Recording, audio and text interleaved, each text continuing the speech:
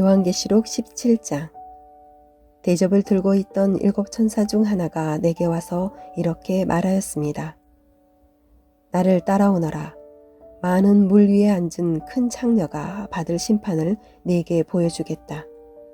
세상의 왕들이 그 여자와 함께 음란한 죄를 짓고 온 세상 사람들도 그녀가 주는 음란의 포도주에 취하였다. 그리고 천사는 성령의 도우심으로 나를 사막으로 이끌고 갔습니다. 거기서 나는 붉은 짐승 위에 올라타고 앉아있는 한 여자를 보았습니다. 그 짐승의 몸에는 하나님을 모독하는 말들이 가득 쓰여 있었고 7 머리와 10 뿔이 있었습니다. 그 여자는 보라색과 붉은색의 옷을 입고 금과 보석과 진주로 온몸을 치장하고 있었습니다. 그리고 손에는 금잔이 하나 들려 있었는데 그 안에는 음란하고 더러운 것들과 악한 것들이 가득 담겨 있었습니다.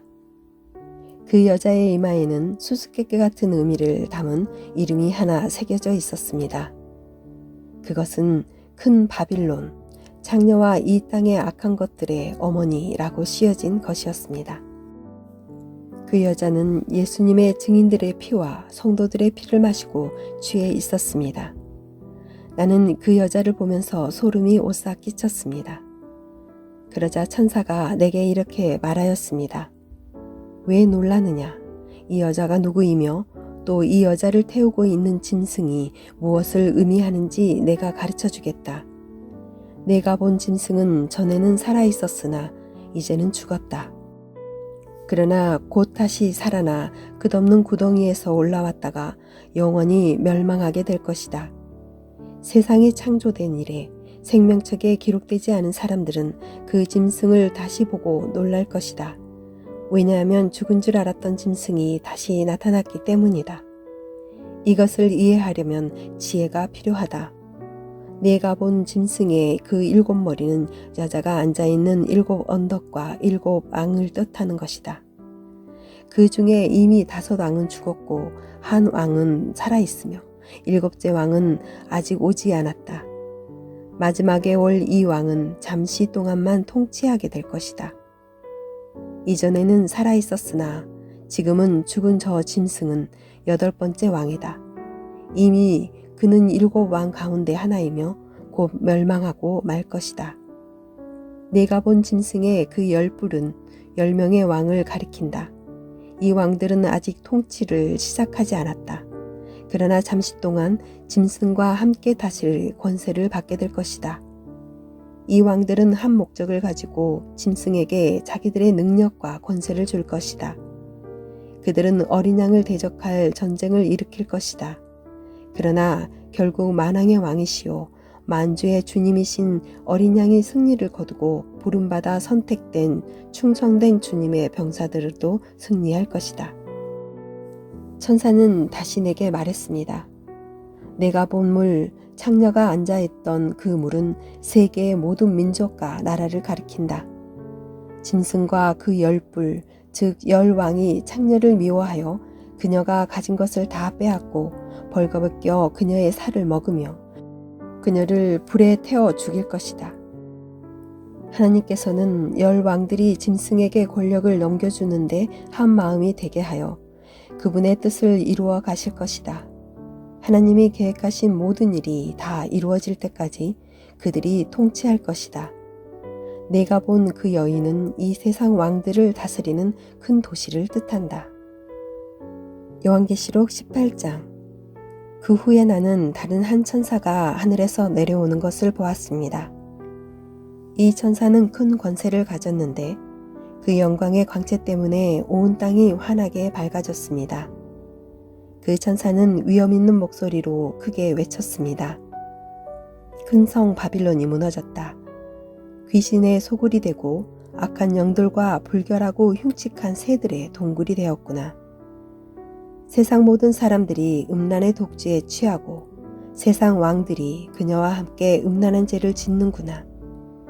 또 세상 장사꾼들도 그녀의 사치에 힘입어 큰 부를 누리는구나. 계속해서 하늘로부터 들려오는 또 다른 음성을 들었습니다. 내 백성들아, 그 여자의 죄에 빠져들지 말고 나와라. 그러면 그녀와 함께 멸망당하지 않을 것이다. 그 성의 죄가 하늘에까지 닿았고 하나님께서는 그녀의 죄악을 기억하신다. 그녀가 다른 사람에게 준 만큼 돌려주고 그녀가 행한 것에 배로 갚아주어라. 사람들에게 많은 재앙의 잔을 부어준 만큼 2배로 채워 그녀에게 마시게 하여라. 그녀가 마음껏 사치와 영화를 누렸으니 그만큼의 고통과 슬픔으로 갚아주어라. 그녀가 속으로 말하기를 나는 여왕의 왕자에 앉아 있다. 나는 과부와는 다르다. 내게는 결코 슬픔이 없을 것이다 라고 하였다. 그러므로 끔찍한 이 일들이 단 하루 만에 그녀에게 임할 것이다. 죽음과 슬픔과 기근이 찾아오고 그녀는 불에 타 죽고 말 것이다. 전능하신 하나님의 심판이 내리기 때문이다.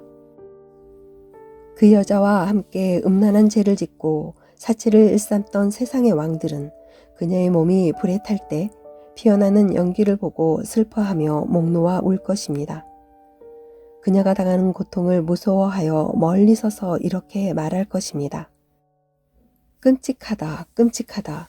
강한 바빌론 성이 이렇게 되다니 순식간에 멸망이 찾아왔구나. 땅 위의 장사꾼들도 그녀 때문에 슬퍼할 것입니다. 왜냐하면 더 이상 자신들의 물건을 사줄 사람이 없기 때문입니다. 그들이 팔았던 물건은 금, 은, 보석, 진주, 모시, 자주옷감, 비단, 붉은 옷감, 각종 향나무, 상아로 만든 물건, 값진 목재, 청동, 철, 대리석, 계피, 향료, 향수, 향유, 유향, 포도주, 올리브 기름, 공, 밀가루, 밀, 소, 양, 말, 수레, 종, 그리고 사람의 목숨까지도 있었습니다. 장사꾼들은 말할 것입니다. 바빌론아, 내가 그렇게도 탐내던 좋은 것들이 내 곁에서 다 떠나버렸구나. 내가 가졌던 모든 부와 호화스러운 것들이 사라졌으니 내가 다시는 이런 것을 볼 수 없겠구나. 그녀 덕택에 부자가 된 장사꾼들은 자기들에게도 화가 미칠까 두려워 가까이 가지 못하고 멀리서 바라보며 슬프게 울 것입니다. 그리고 이렇게 말할 것입니다. 끔찍하다. 큰 성이 이렇게 무너지다니. 고급 모시옷과 자줏빛, 붉은빛 옷으로 치장하고 금과 보석과 진주로 꾸민 내 모습은 어디로 갔는가? 한순간에 그 큰 부가 다 사라져 버렸구나. 모든 선장과 승객들과 선원들과 바다에서 일하는 사람들이 바빌론에서부터 멀리 떨어져서 불에 타는 성을 바라보며 큰 소리로 말할 것입니다. 이 세상에 저만큼 화려했던 도시가 또 있었을까? 그들은 머리에 재를 뒤집어 쓰고 슬피 울며 외칠 것입니다. 끔찍하다. 저 큰 성이 저렇게 무너지다니. 바다에서 배를 소유한 자들은 모두 저 성의 재물로 말미암아 다 부자가 되었는데 그 부도 한순간에 사라지고 마는구나. 하늘이여, 이로 말미암아 기뻐하여라. 거룩한 백성과 사도들과 예언자들아, 기뻐하여라. 그 성의 악한 행위를 하나님께서 심판하셨다.